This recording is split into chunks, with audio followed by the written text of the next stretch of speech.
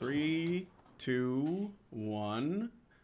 And I believe we are live. Hello, everybody, and welcome to, well, Honey Badger Radio, but specifically, you guys might remember that about a year ago, maybe, I was doing a regular show with Bunny Blackwell, who was a science major. I think she was even a TA at her college, and we called it the Dojin Bunny, but Bunny Blackwell doesn't appear on YouTube anymore because of a whole bunch of personal stuff.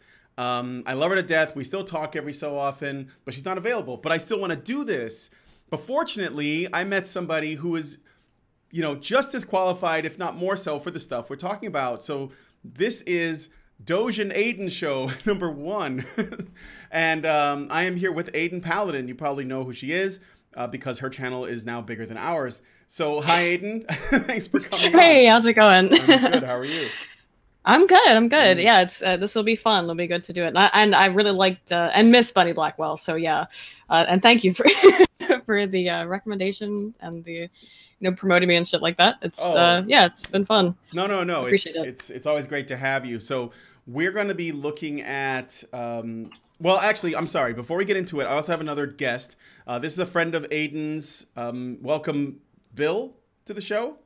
Hello, Bill. Yes, I'm probably better known online as Varangian Bill in my part on Knuckle of V's channel, where I each Tuesday DM for Aiden and some of the others.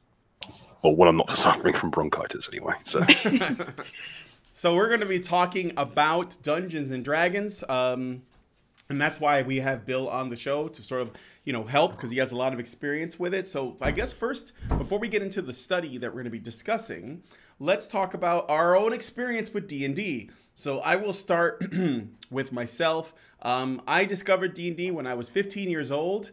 I am now 45, so I've been playing D&D for 30 years, and I played every single edition. And I've just been doing it on and off basically ever since I was a kid. And I've always been the game master, even from the beginning. Because nobody wanted to do the job, I was the game master, so I had to learn it right off the bat. So I've basically been a game master for this entire time. And I love D&D. I actually run a game right now. One of the players in my current game is actually one of our patrons at Honey Badger Radio, because who happens to live in my city, so we can like get together and do D&D together. And it's a good time. Currently playing the 5th edition. So I will ask, Aiden, how much experience do you have with Dungeons and Dragons? Until recently, it had probably been 15 years since I had played any kind of tabletop role-playing game. And I used to play a lot when I was in middle school and a little bit early high school, so that would have been like 2001 through like 2006. But even then were still playing AD&D. And I don't know if that was just because that's what we had, because in particular, it started when I was in middle school. That is what they had available to my one friend Tony, who knew how to play. And it had probably been until I started playing with Naka and Bill as the GM. It had been 15 years. But I've always liked to. What happens? I got into Magic, and it's one of those things where you can like waste your time on one. Weird tabletop obsession. So brief comment on Magic the Gathering. When Magic the Gathering first came out, I was actually working in a game store and we were selling it there. And I was able to get essentially an infinite number of free Magic cards. And so I did for a while, and then I saw like how unending the pit was, and I said, nope, I'm gonna sell it all and stop, because this is gonna be a problem. Aside from the fact that I stopped working at that game store and then I had to start paying for cards. That was when I discovered it. So, Bill, what's your experience with D&D? I actually began playing D&D rather late. I started playing just as the 4th edition came out, and I still remember quite vividly finding my first crew, turning up with the 4th edition books and being told, here's the Pathfinder Alpha, let's get going. Prior to that, I'd mainly played Warhammer and 40k and just rolling with that. Since then, I've been primarily DMing. Yeah. Ever since the alpha of Pathfinder, I've helped work on a few of the third-party books and tried my hand at that. as for the like, wider part of Pathfinder, again, Pathfinder is my wheelhouse primarily. I know 3.5, but and a little bit second.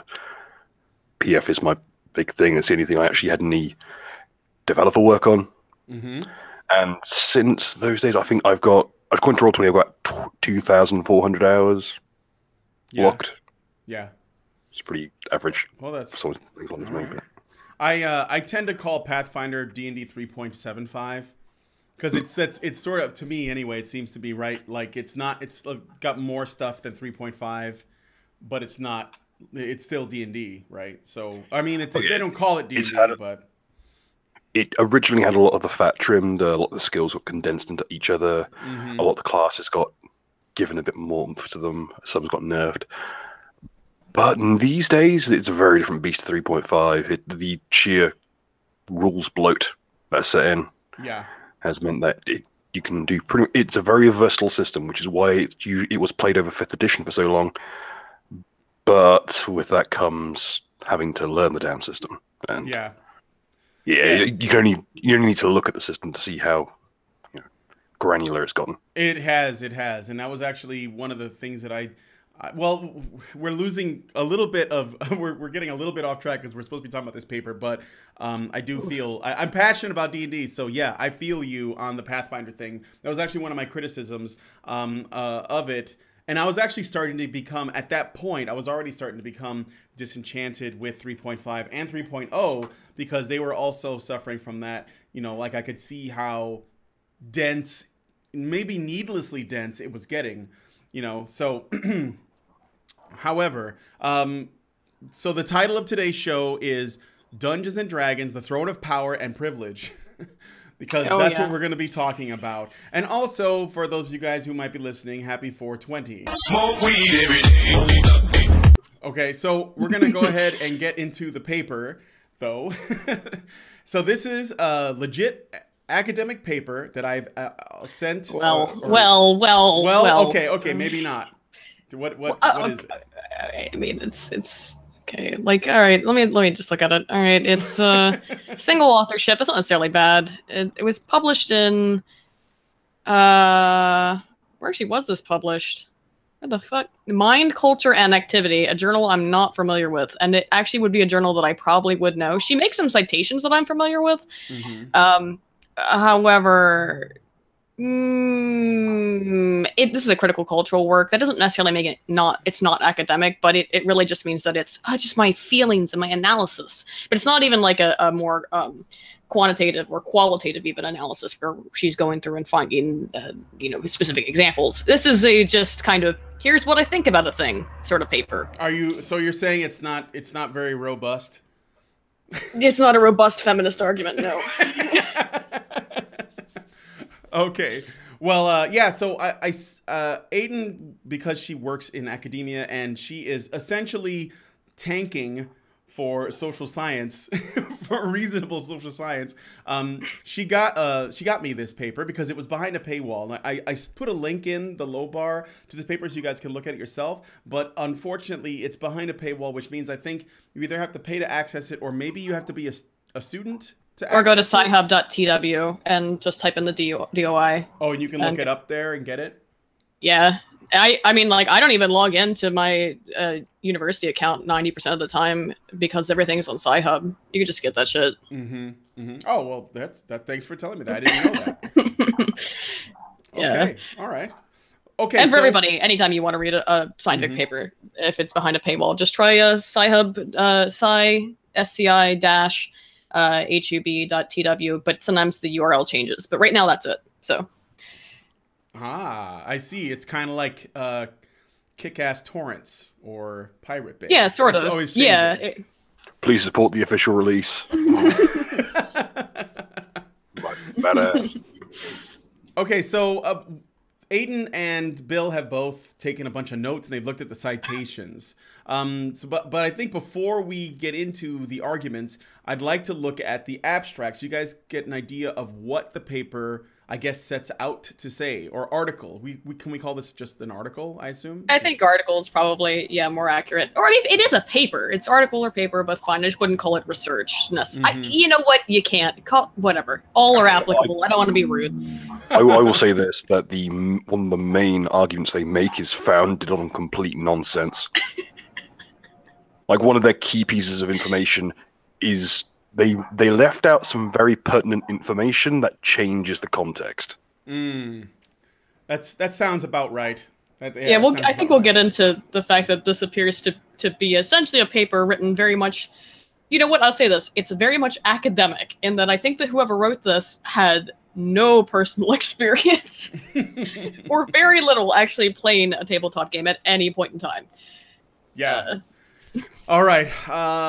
So let's get into it. By the way, guys, if you guys want to, if you have any questions or you want to make statements, because this is not just us talking to you, this is a discussion. So those of you guys who are in the chat that are watching, I know a lot of you are nerds too. So if you have any comments on this, send a super chat and I'll read it out loud. Somebody already did, so I figure I'll go ahead and read that one now. Oh, we got two. Arctic Master 1190 sent us 199 and didn't say anything. So thanks, Arctic Master.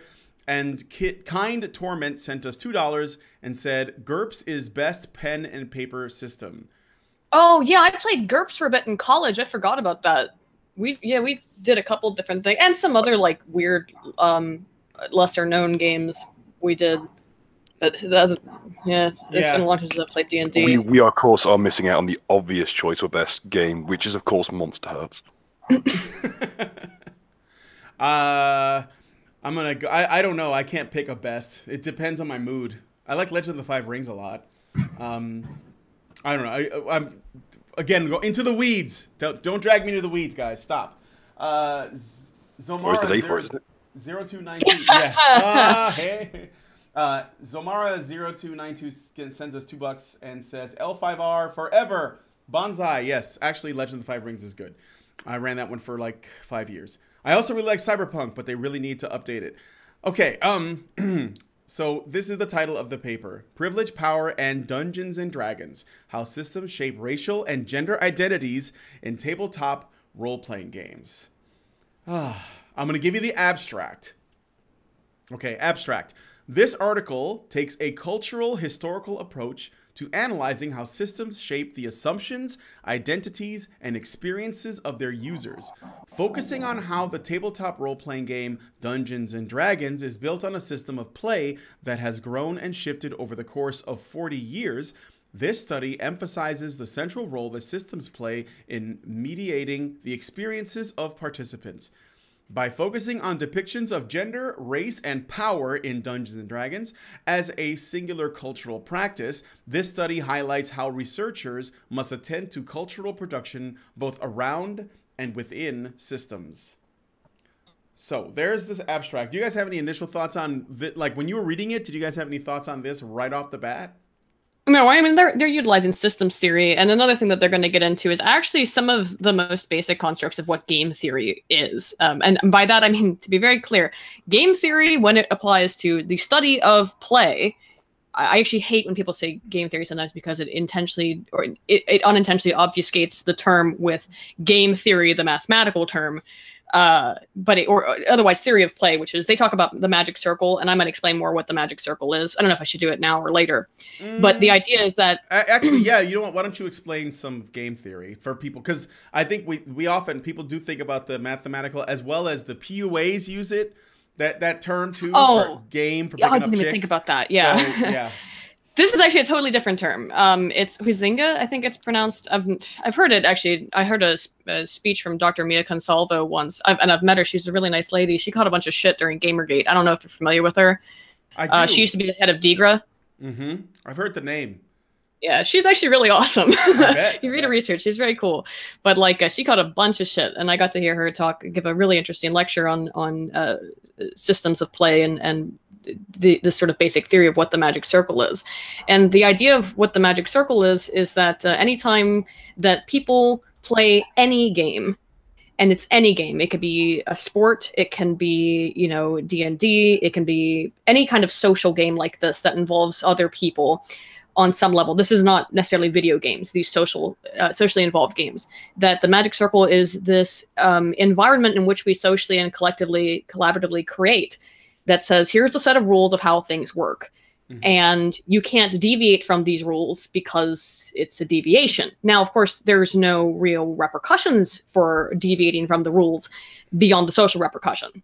Sure. So in other words, when they're talking about systems, basically they're saying, I think that the premise of this is that, the implications of it is that because of this sort of systematic environment that's created through this Magic Circle sort of effective play, is that it excludes women, is part of this particular Magic Circle, and it does such a thing through such and such and such and such series of elements that are described in the paper of how the Magic Circle of role-playing games, tabletop role-playing games, specifically like D&D and Pathfinder, are inherently exclusive to women.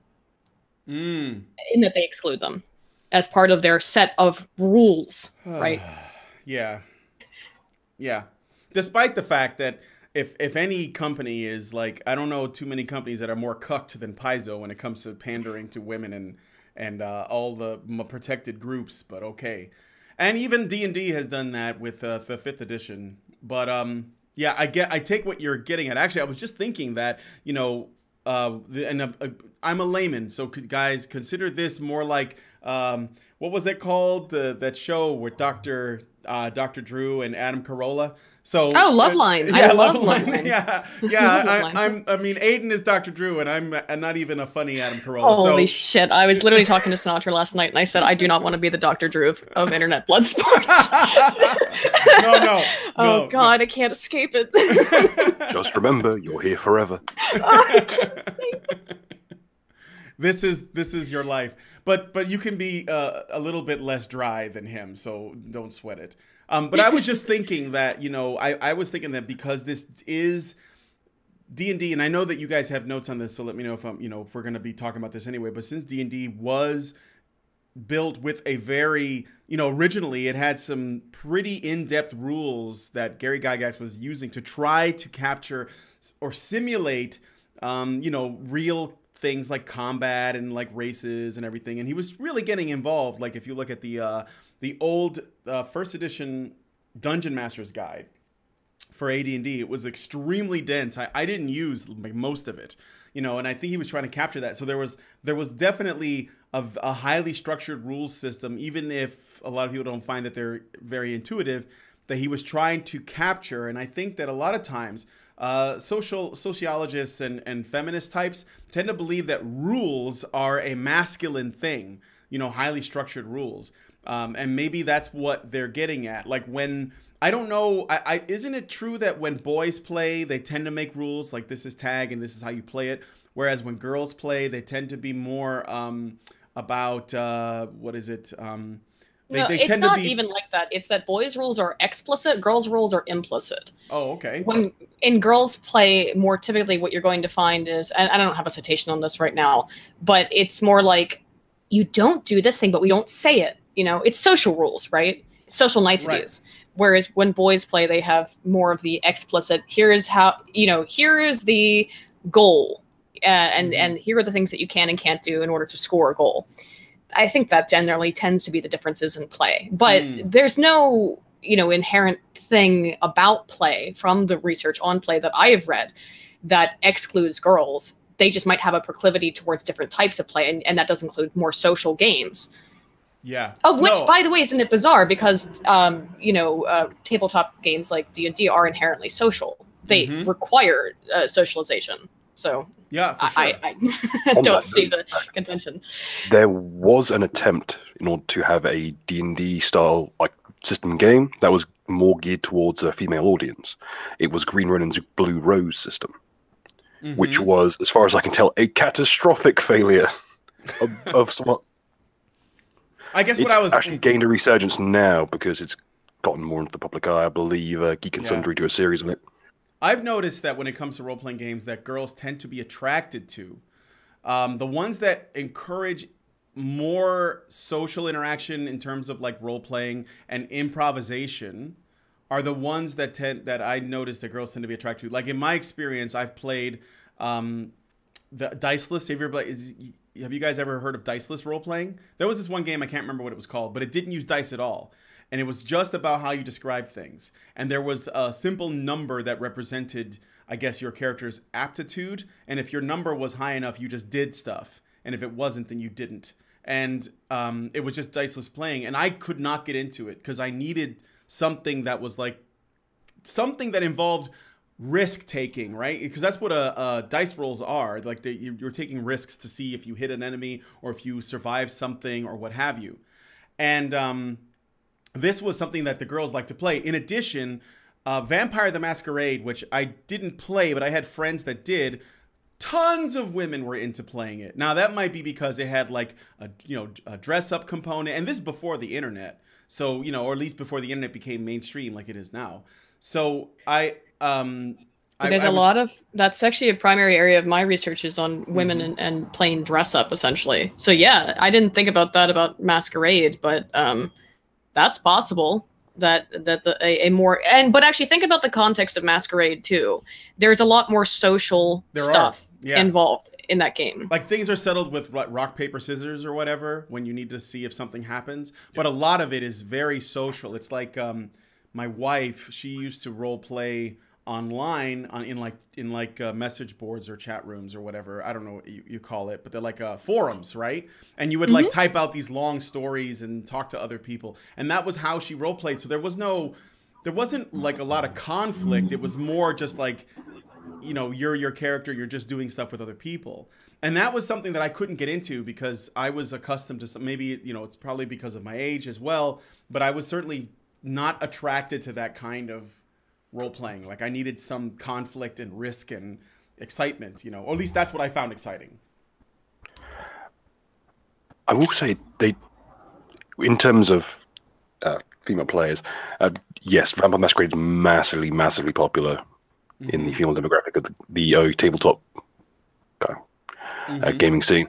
And I believe it's just due to the innate etiquette and innuendo with the system.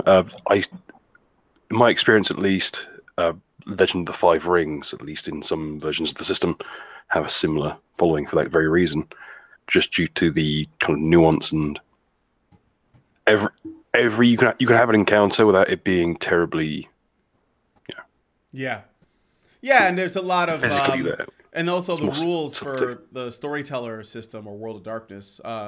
They're pretty they're pretty easy to pick up and play. Once you get how they work.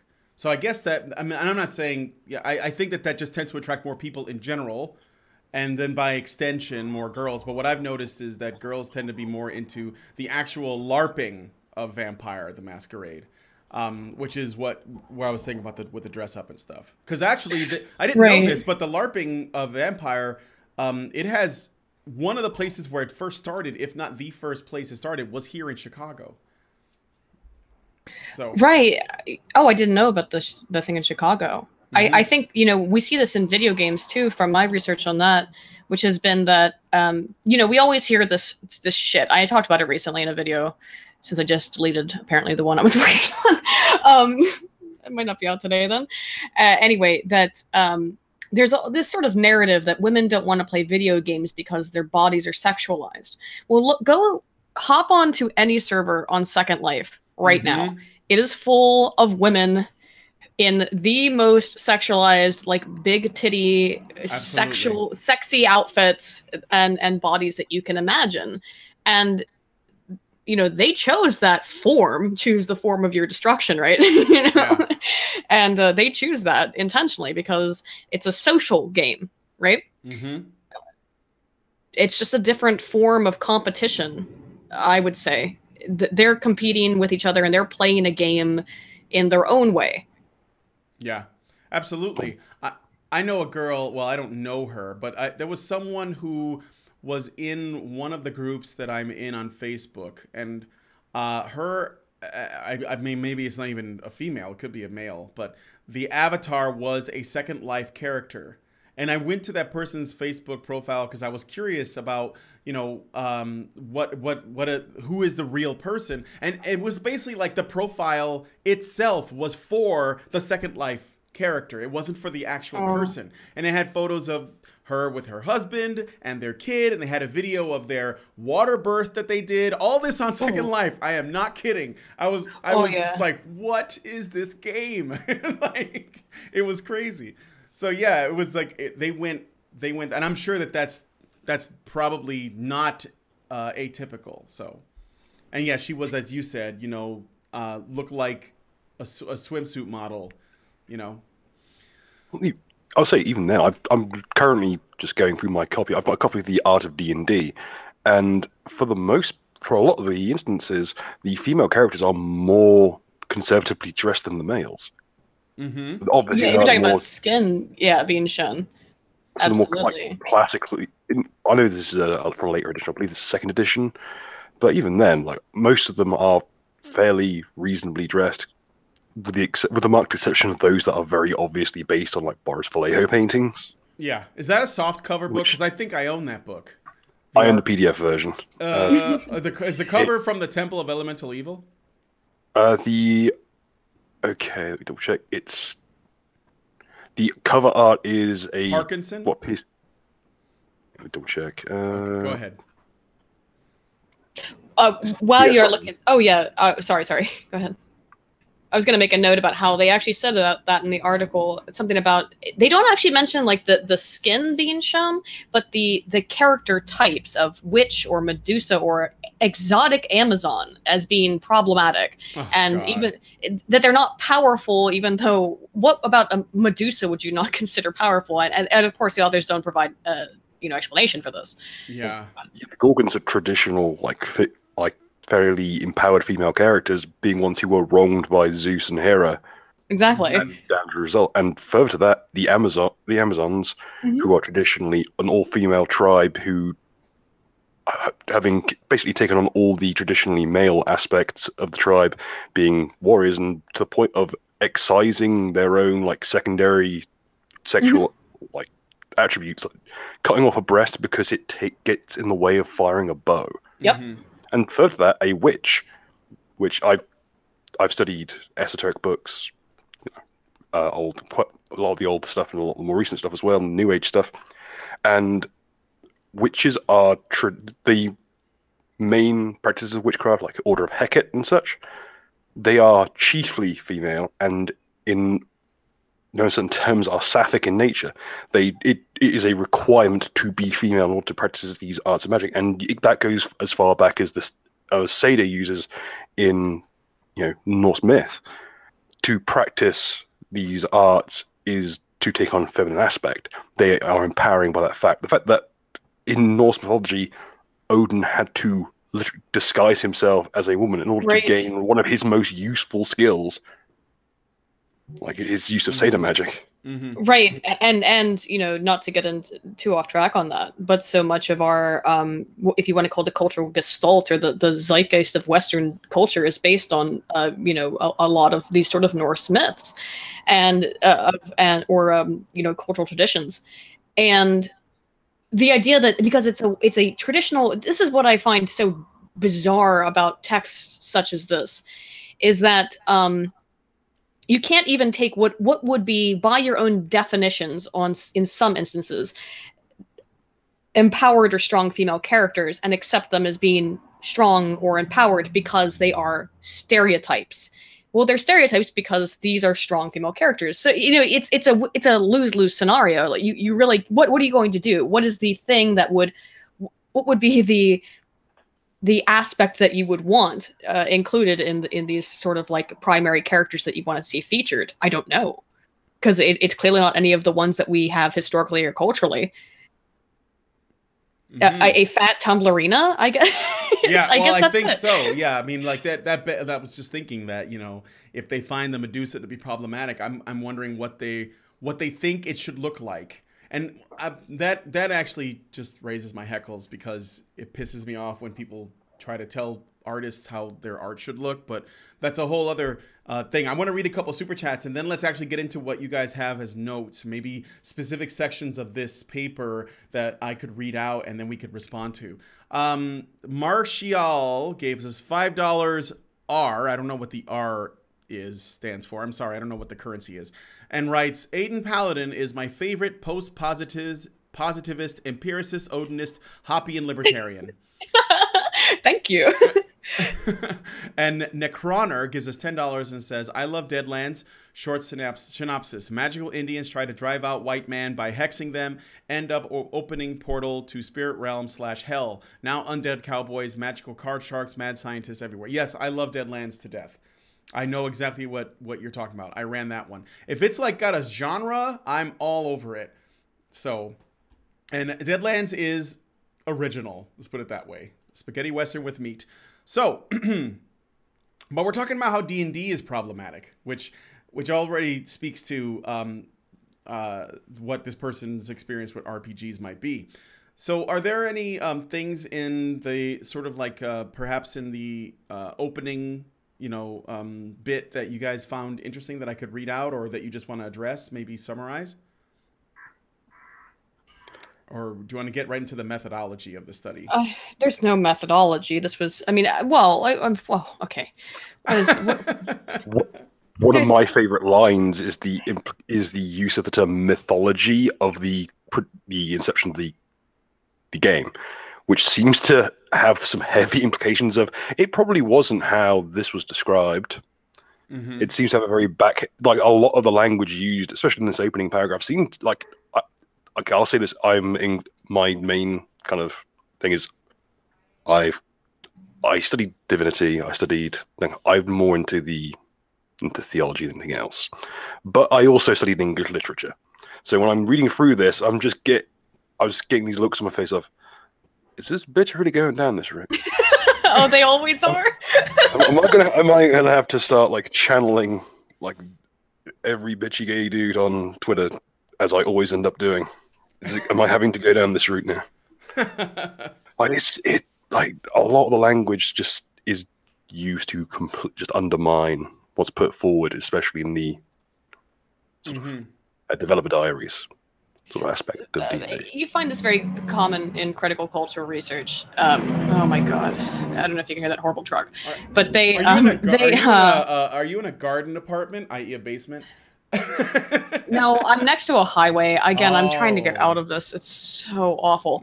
But they use language to define terms. They use language to sort of create their own reality. And from their perspective, I don't want to be unfair. From their perspective, reality is subjective, sort of. And particularly when we're talking about a system like this, they're saying that people are creating a reality in and of themselves, and that this within this magic circle, within this play environment. And so to them, yes, you can use language to construct kind of any meaning you want, and it's subjective and fluid and subject to change at any moment's notice, essentially. Sure. That's just their perspective on it. Yeah, for sure.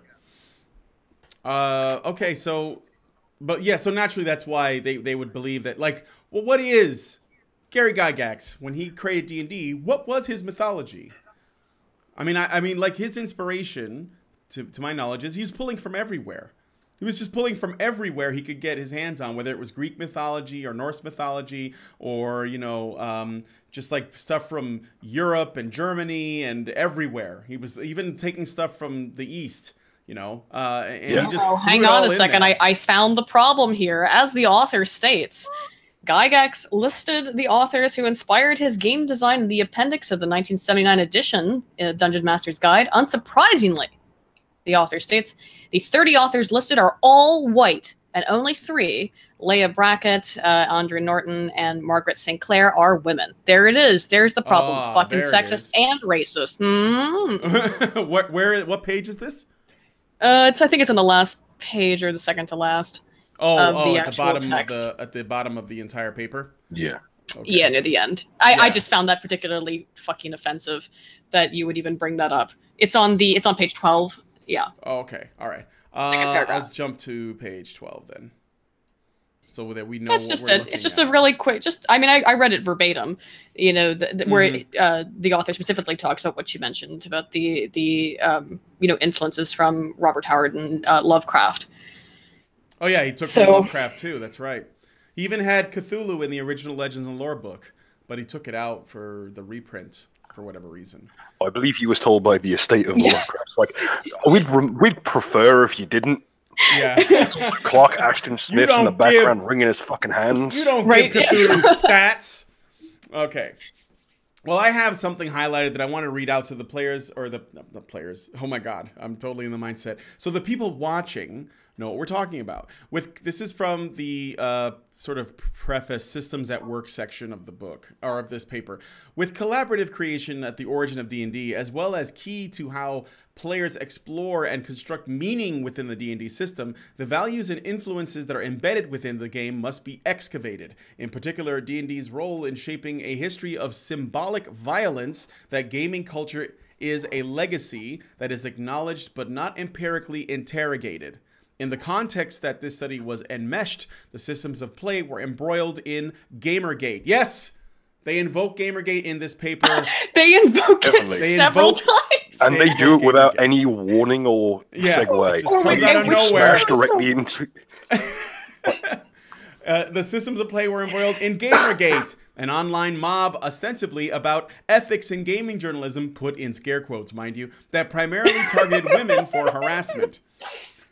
By unpacking the embedded nature of inequality as it related to games, gender, and race, this study helps explore conceptions and enactment of power in games and in broader gaming culture. Ultimately, this study's emphasis on understanding the foundational depictions of race, gender, and power in a non-digital gaming system highlights how cultural historical approaches to understanding learning from within systems must begin with an understanding of the impact biases of these systems, implicit biases of these systems. Further, this article's emphasis on how culturally constructed gaming systems shape the meaning-making and experiences of their gaming communities speaks more broadly to the methodological challenges of studying systems and how they shape the communities around them. Cool. All right. I mean, that's actually true. That has some validity to it. Like, as I said with the Magic Circle stuff, games are inherently socially constructed. There is nothing. So think about, for example, a relay race, or not a relay race. I'm sorry, just running around a track. It's inherently pointless and stupid. You're running in a circle, right? We've constructed rules that say, well, yes, you're running in a circle. You have not gone anywhere. But you won. You came in first. You somehow succeeded more than the others. That's a socially constructed rule. It's part of this game, the aspect of play. Socially constructed, absolutely. Particularly when you talk about niche games. Yeah, they absolutely have communities. The idea that they're somehow exclusive to women, though, again, I see no evidence for that. Because, as we have mentioned, women have socially sort of constructed games. Mm-hmm. Could you imagine... men walking into some of women's, to their book clubs. That's a socially constructed game, I would say. Yeah. There's a social Absolutely. gameplay element to that. Mm-hmm. Oh, you didn't have time to read the whole chapter.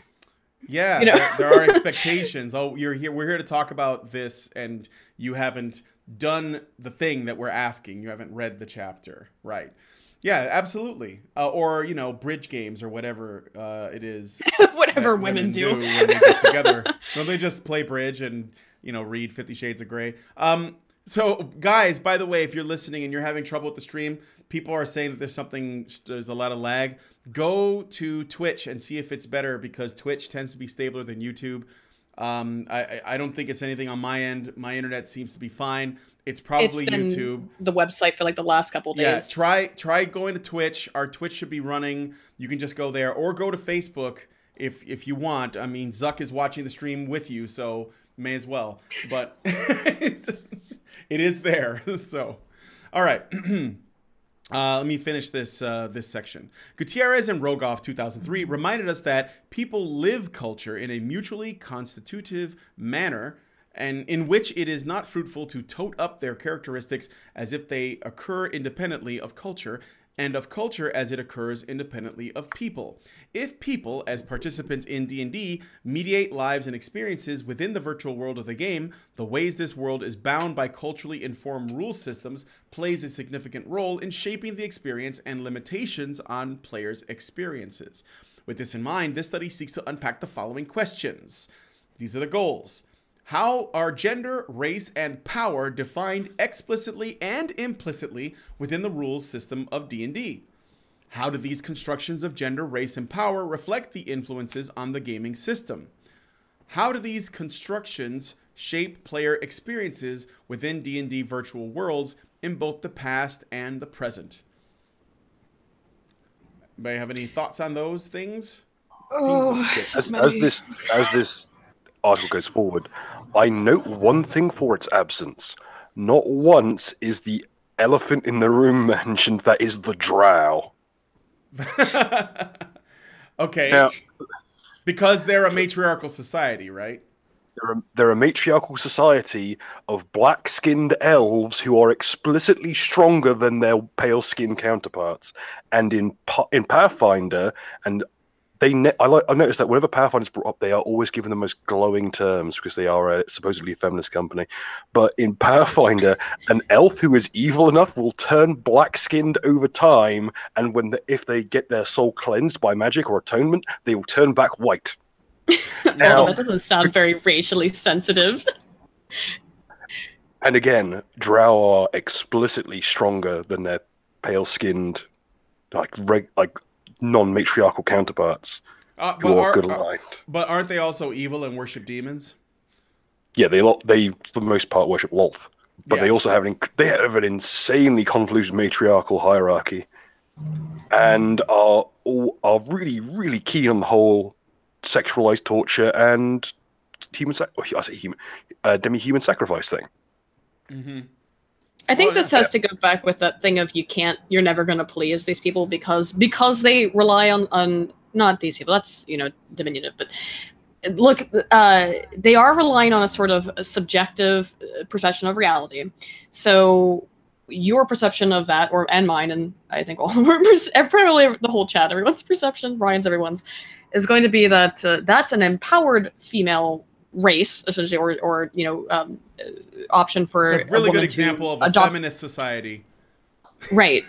I think, however, the author probably, if she had bothered to get that far into it, would have said that was sexualized, because it brings up the dominatrix sort of stereotypes. And again, you can't win.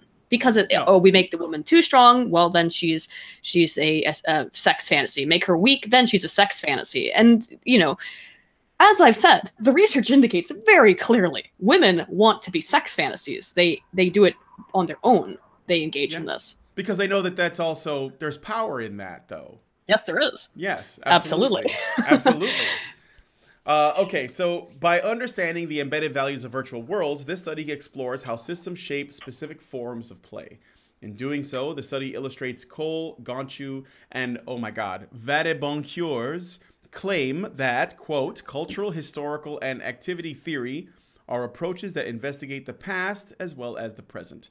Specifically, in looking at how a group of gaming creators 40 years ago continue to shape cultural meaning making, which is a term that appears a lot in the present, I link systems of the past with their human authors and the biases that they implicitly carry into their work. As Gall explained, systems are made by people and attract systems people.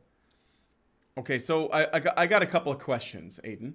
Do you happen to know what meaning making is, because it's repeated a lot, yes. And also this quote about systems are made by people and attract systems people.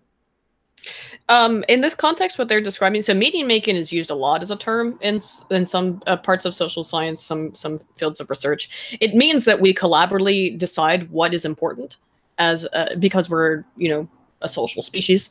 Mm-hmm. What is of import is what is gold.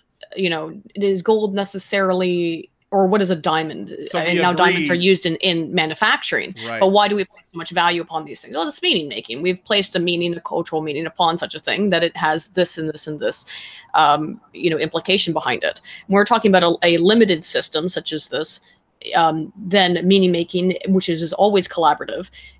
In this instance, yes, it's very small collaborative meaning making, and I think that's their problem here, is that they're saying that there's something about the system in place, such as it has been created and then reproduced over time, that is exclusive to women or denigrating to women or prevents women from being interested or in it. excludes women. So is the idea then that because the game was made by a bunch of white men and a couple of token women who are also white, then because they agreed on what the system should contain when they made it, then everybody else that followed, that either added content to it, wrote fiction about it, played the game, ran the game, whatever, hosted conventions, etc., they all participated in that original narrative that was made by the original creators of the game, and therefore it sort of perpetuated these problematic ideas since the inception of D&D? Somewhat, although the author actually does admit, and she does suck off Pathfinder a little bit, as I'm sure you noted, I'm not Bill. surprised by that, yeah.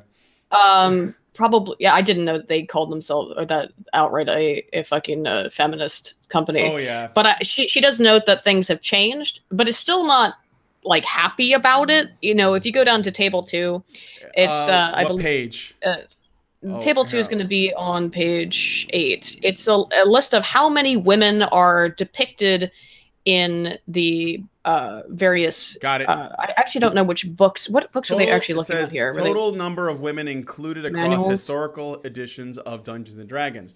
Okay. Then it gives you a list of the books. I have it displayed on the screen here for people to look at. The original D&D... images with people 18, number of images that include women 4, and it goes down. Has AD&D. It gives you the percentages though, and when we look at the percentages, I think is actually for me what's interesting. What matters, yeah. Yeah, with women or percentage of images just of women, it has gone consistently up. But it doesn't. She doesn't appear to be. She does say that yes. It's changing, that the things are evolving, so she seems to be all right with that, or with the direction of it. So I don't think that it's so much that that it's always going to be awful. Now, of course, she's got criticisms of it, but it's the criticisms that she has that I find to be irritating. For example, as Phil mentioned, no mention of something like the Drow. What I also find irritating is the idea that because women characters tend to be less strong, for example, in some instances, which is also limited, that's somehow a bad thing, because it would imply that there are people who don't enjoy max minning or stuff like that, of trying to impose more difficulties upon themselves, and by imposing greater restrictions that there is enjoyment in that. Oh, on this topic, by the way, in regards to the whole, there's a running meme kicking around from back in the day of -4 strength. Yeah, I've seen people putting that in the chat. Yeah, I'm about to link something in the text message. This is the image. This is the chart in question, as far as I can tell. It's the only chart that in regards to limited strength by gender, and it's not to outline the sexual dimorphism of humans. It's to outline sexual dimorphism in dwarves, elves, gnomes, half-elves, halflings, and half-orcs. It is not. It is explicitly not in regards to human females. Oh yeah, I can't. There you go. I want to display it, but I can't. I mean, I can't share it right now. But yeah, guys, you probably know that, but it's essentially the whole thing about women getting a lower score. It's about that, because that's something that often comes up, and it was definitely a meme. And I was actually going to ask if the author mentions that in this paper, because I hadn't seen it. But she does. Yeah, I figured as much. She mentioned the actual. She mentions the chart. She does not mention the actual running joke of -4 strength. Somebody died where Aiden is at, and they're trying to get her there. Are you? Sorry about that. I really do live next to a highway. Are you in Detroit or New Jersey? It's busy there. I'm in West Virginia, and it's still like this. It's fine. I live in Chicago, so sometimes when it gets warmer, you hear sirens here too. Yep. But where was the exact thing that she said about the strength? Oh, here's the quote. Females have lower strength than males in a system where you can be an elf, cast powerful spells, and barded with dragons. The notion that women can be as strong, if not stronger than men, was too preposterous to be developed within the system. Yeah. Oh, and despite the fact she loves to really give glowing reviews of Pathfinder, sexual dimorphism did not re-emerge in D20 until Pathfinder. where the Lashunta race are explicitly sexually dimorphic, where, and I quote, I'll just read off the sexual dimorphism trait of the race in its entirety. Male and female Lashunta have very different body and personality types, more so than most humanoid species. Male Lashunta are muscular, +2 strength, and often brash and unobservant, -2 wisdom. Female Lashunta, although beautiful and commanding, +2 charisma, lack the male's rugged builds, -2 constitution. Sexism! Women characters should never get minuses on anything. Female Lashunta from now on should have +8 to all stats. So Drow nobles then, who have +2 to goddamn everything but strength. Oh, sorry, con. They should have +2 to everything across the board, and never miss. So the Munavri, who explicitly have that. Yeah, just whatever is the best thing, they should have it because vagina, or whatever the equivalent body part might be. Okay, so. Are there any bits in the methodology section that you want to that we should like mention to people so they know? Here's something that was good. Well, picturing women in D&D, which is before that chart. I should read this little bit. The shifts in D&D rules over 4 decades highlight efforts from the game's designers to better acknowledge and bring in female players. This is despite the roots of toxic pathologies traced in the representation of the female body in D&D. Table 2, which is what we went through, shows a number of images within the core rulebooks. So I won't read that paragraph because you guys get what that's about. And that was basically the number of women that were presented in the books. And yes, it was going higher. In fact, I have the 5th edition of D&D. It's funny, they throw Pathfinder in there, even though I guess it's basically D&D, but it's not the same publisher. I have the 5th edition. She's just got a boner for it seems. Yeah. I have that because it actually has a higher percentage of women in it than 5th edition does, according to this chart. So I guess the 5th edition is a step backwards. But yeah, I have the 5th edition book, and there are some really weird looking illustrations in terms of like what they decided on for concepts. Like they're just weird. That's all I'm gonna say. A halfling bard who looks like a fucking gremlin. No, I don't just mean like in terms of how they're drawn. I mean like what they decided. This like when you have an illustration of a fighter and they have like some guy, with like quasi Western / Roman armor, but dreadlocks, and it's just there's some strange choices that I felt were like, we have these check boxes and we need to tick them all off. So how are we going to do it? Okay, well, let's make, a lot of these characters female, or more, as many as we can without like looking like it too much. And then let's like change some races randomly, and so it's stuff like that. Like I was like, well, that looks a little bit strange to me.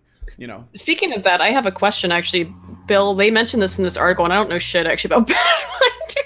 So they say that there's a transgender iconic character named Shadra. Shadra is the worst. Or sorry, not the worst one. The worst case was there is I believe a gender fluid character. Oh no! No, she's actually really good. She's a strong character. Unfortunately, she's the iconic ninja whose main power set is turning invisible. So if you want to have some fucking dog whistling, how about having the gender fluid character being the one who's invisible? I think she's also a romantic existential what left, but it's like, yeah, I didn't know about that. Yeah, Shadra's a major concern people have with Shadra as a character is that she is designated to male at birth and would later transition to female and become a shaman. However, her powers did not kick in until she became she came to full fruition and transitioning to a woman. And all divine iconics in Pathfinder are women. Every single one. The iconic cleric is a woman. The iconic paladin is a woman. The iconic shaman is a woman, ostensibly designated male at birth, but a woman nonetheless. And literally every single every single divine magic using iconic is female. I'm thinking of Baldur's Gate. So this person who is transgender, did they use a cursed item to change sexes? No, I believe they have not used magic beyond what they gain as a shaman. Speaking of which, there are stats for non-magical hormone-inducing chemicals and via alchemy. What? That was mainly written because Crystal Fraser does a lot of her own third-party stuff. She has her own publishing company, and as a result, there are methods to non-magically change gender, at least in terms of hormones. There is a 2,000 gold piece potion that changes your gender, to be it to male to female or to anything between in regards to what your species has access to, including intersex people. Well, we've dealt with this recently, I guess. I've used that on characters myself, mainly because said character was so out there in terms of their psychology. They decided that this gender thing's gonna be a weakness one day. I'm getting rid of it. And it's like it introduces new aspects to the game in terms of, yeah, what if someone's whole approach to it, given the current like survival pressures, is no, this has to go, at least in the short term. And also, when you have adventurers of so much disposable income, that to a normal person, a 2,000 gold piece like potion is in some cases as much as like 2,000 times their yearly income. Mm-hmm. Like if you're just a serf and you happen to be transgender, you've got no fucking chance of affording that. In fact, it could be a good reason to become an adventurer. It's like, okay, I need to deal with the inherent fucking like dysphoria from the situation. I need to deal with it fast, and I need to deal with it before it fucking makes me crack, because there's no mental health care in this setting whatsoever. No. Time to get rich, get this sorted, and get back to my fucking life. Pretty sure the clerics probably wouldn't help you with that either. They might have strong beliefs, but that's another thing about Pathfinder though. The entire setting, with marked exceptions, is completely accepting of people, race, religion, gender, etc. Of course. Like, unless it becomes useful for the plot for it to not be. Mm-hmm. At which point, well, welcome to Cheliax, motherfucker. It seems, I hope you weren't one of those degenerates. It seems strange. It seems strange to me that this is something, and I get that what Pathfinder is, they're virtue signaling on paper in their books, because the D&D and other role-playing games have never brought up the topic of, either intersex or transgender or whatever as a rule set, because they were always thought of as cosmetic, and so therefore you don't even have to be a good game master to just sort of include it in your game if you wanted to. But it seems like when it's being put in the book, there's kind of a cross between a written virtue signal and a top-down approach to including it. By saying, well, if I print it in the book, then people will see that we're good people that are inclusive and care a lot about these things. But at the same time, maybe some players will say, I want to, like if you happen to have somebody in your group that's, got these sort of SJW ideas, that they basically like try to force everybody to accept it because it's printed in the book. Because I ran D&D for years, and I had players that wanted to make, androgynous and gender bent characters and stuff. But that was something we just didn't care about. We said, okay, that's fine. You could just do it. And that's the thing, that even if you wanted to actually have your character change sexes, you could find a fucking cursed belt or something. Yeah, there was that cursed. The girdle of gender changing. Yeah, there was that. I've never seen so much tism break out as when that thing is brought up. No, right? Sean K. Reynolds, who was a dev on Pathfinder, nearly got kicked out of the company because he said, yeah, it is cursed because it doesn't give you a choice as to whether you change gender or not. It just changes you no matter what. And it doesn't mention with the girdle whether it's a traumatic change. Like you could, there's legitimate body horror involved with that cursed item, because it does not give. It's not the potion of gender changing or whatever it's called. Yeah, it's like you don't get an option. It's like, oh, it looks like something else. It gives you no indication that it is in fact a cursed item. Yeah, but that's what makes it fun. I don't know. I think that a lot of this, though. Okay, so I would find it fun. The author, now, it is worth pointing out about the methodology. You did ask me about that, and I said there is no methodology. That was rude and again diminutive of me. We should point out what the author did in order to conduct her research. Yes, please. Which was She went around over the course of how many months? Let me see. 24 months and talked to people in northern Colorado at some game stores. Okay, so there's a couple different ways that you conduct this kind of research, right? There's like this is field research, so she field talked to research, them and okay. took notes. Mhm. Now I just did a video about qualitative methodology. This is not inherently awful. There is actual rationale and reasons to go do field research. It's Jane Goodall shit. Like but I do think she was doing a little bit of the Jane Goodall way of let me go out into the field and see